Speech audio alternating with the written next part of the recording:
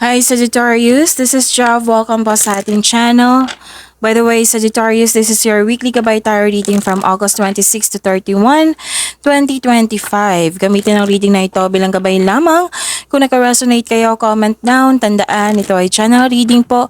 Kunin nyo lang po kung ano ang naka-resonate sa iyo. This is for you, Sagittarius.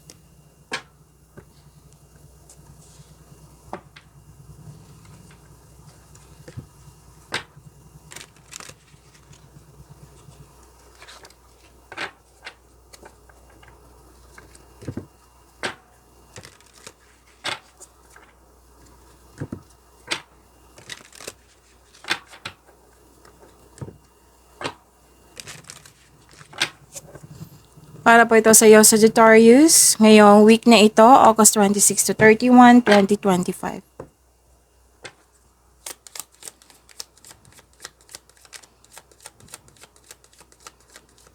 Maraming salamat po sa inyong patuloy na suporta, sa mga nag-donate, sa mga hindi nag-skip ng ads. Maraming salamat po. Sa mga hindi pa nag-subscribe, subscribe na po kayo at click bell notification para malaman nyo na may bago tayong video. Para sa mga gustong magpa-reading, comment po kayo ng personal reading. Again, comment kayo ng personal reading and check my reply sa comment section.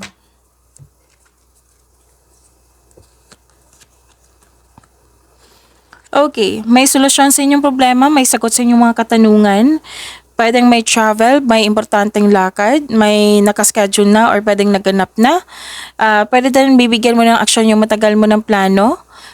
May adventure, may bakasyon, or new journey ito.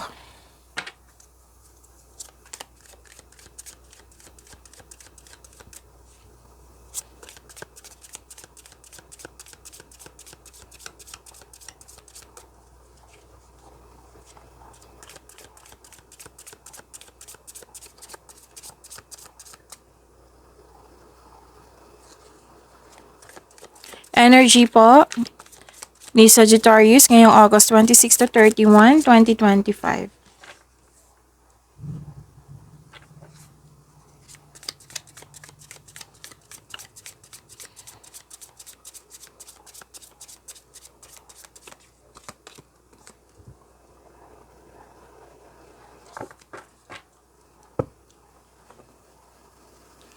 Kung may napansin kayo na repeating message, yan po yung pinupush ng cards nyo.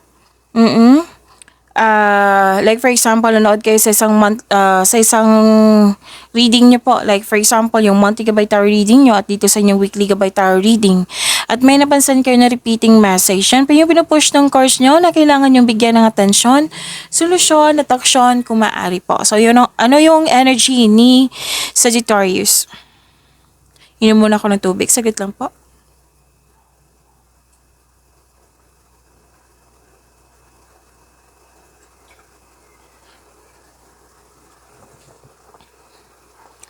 Okay, energy ni Sagittarius. You're building stability, conserving resources. Pwede din magpapatayo ka ng negosyo or bahay or magbubuo ka ng konkretong plano. Oo. You're creating stability. Posibleng may regalo or alok or pamanang parating. Kitang-kita ko yung hard work mo dito at ginagamit mo yung talino mo. Vinavalue mo ang pera at hindi ka madamot.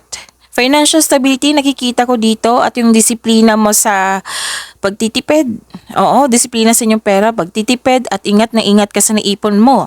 Kasi you're saving money for the future or may specific goal nga. O, kaya sobrang ingat mo. Alam nyo ba, sabi ng card dito, itong pagkakaroon mo ng disiplina sa inyong pera, mayayaman ka niyan. This will lead you to have a financial abundance and personal growth. At huwag nyo daw kalimutan na magbigyan nyo po ng panahon ng iyong sarili. Kumbaga, pamper yourself. Kasi deserve mo ito, naging masipag ka eh. 'Di ba? So, deserve nyo po ng bigyan ng panahon ng iyong sarili. And very conservative nga kayo sa inyong pera, sa inyong investment. Kasi nga gusto mo yung pagkaroon ng financial security. Kaya mas focus kayo ngayon sa inyong kaperahan, sa inyong trabaho. Okay.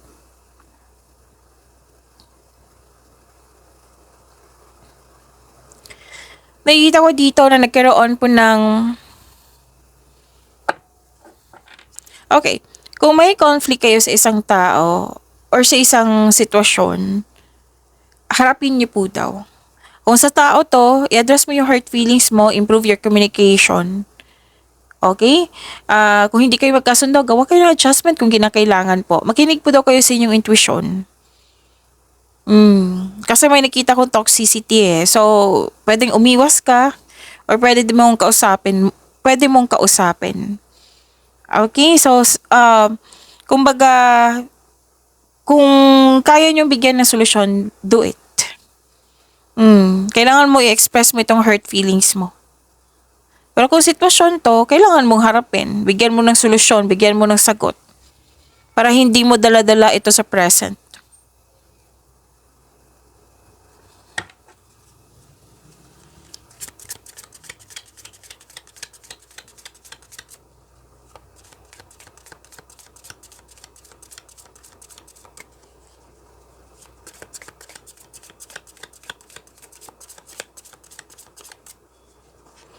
Career and money ni Sagittarius.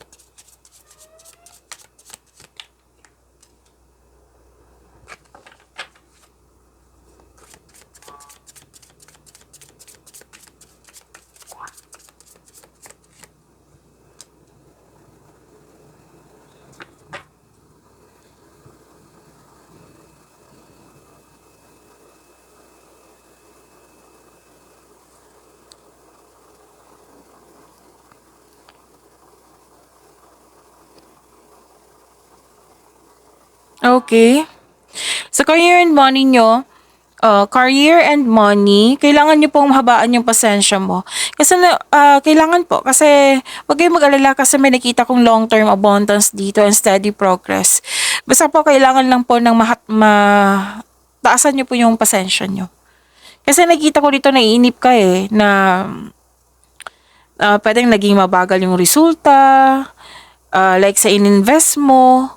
Oo, kailangan niyo po ng mahabang pasensya kasi nakikita ko naman dito magbubunga ito ng masaganang resulta kung hayaan mo lang itong magbunga. Continue to take steady action on your goal na may kasamang pasensya and be realistic about your expectation. Kung ikaw ay naghihintay, naghahanap ng trabaho, nag-iisip ng bagong karera, may perfect time po, sabi ng iyong card.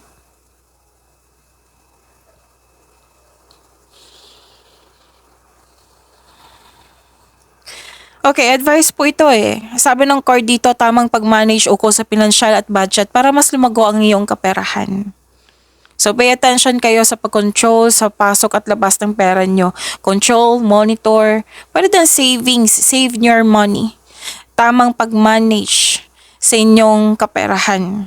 Kung gusto nyong lumago ito, tamang pag-manage. Okay?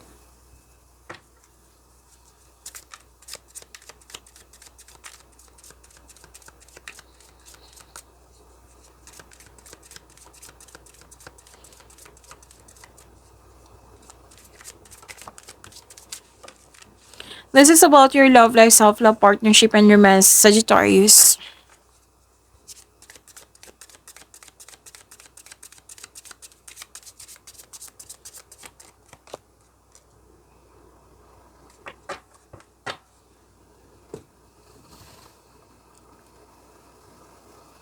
Malakas ang iyong intuition. May malalaman kang sekreto. Sa mga relasyon, mag-uusap kayo nito, magkakaroon siya ng honest conversation kasi may nalaman kang sekreto eh. Kakausapin mo to. Pwedeng sa person to, sa person nyo po, pwedeng sa matalik mo kaibigan, sa family member, basta malapit na tao sa iyo. Kung sa single ito, sa maliligaw nyo ba, pwede na sa pamilya mo, basta may nalaman kayo na isang sekreto mula na found out mo na may sekreto. So, na may hindi totoo sa iyo. Yan. So, maaring, wala pa ako nakikita ditong action sa mga single eh. Pwede din maaring nakausapin mo to. Oo. Yun. So, sa lakas ng inyong intuition, malalaman mo na may taong hindi totoo sa iyo, malalaman mo yung sekreto, malalaman mo yung taong manloloko or nanloko sa iyo kung meron man. Okay? Kasi malakas ang iyong intuition. Mas lumago or what I meant is, mas lumawak yung ambisyon mo sa buhay. Nagkaroon din ng time for reflection kayo.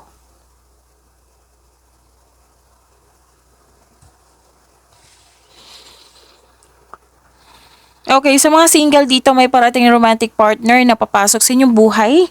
Ang ilan sa inyo excited po, may matatanggap kayong event invitation or may mag-ask sa iyo ng date. May ilan sa inyo mamimit mo yung partner mo via travel. So, sa may relasyon sa buhay mag-asawa, yun nga, may date, may invitation, yes, may darating na mensahe, yes. So, pag-imanin niyo po yung blessings sa binigay sa inyo sa Sagittarius. See you tomorrow. Maraming salamat po.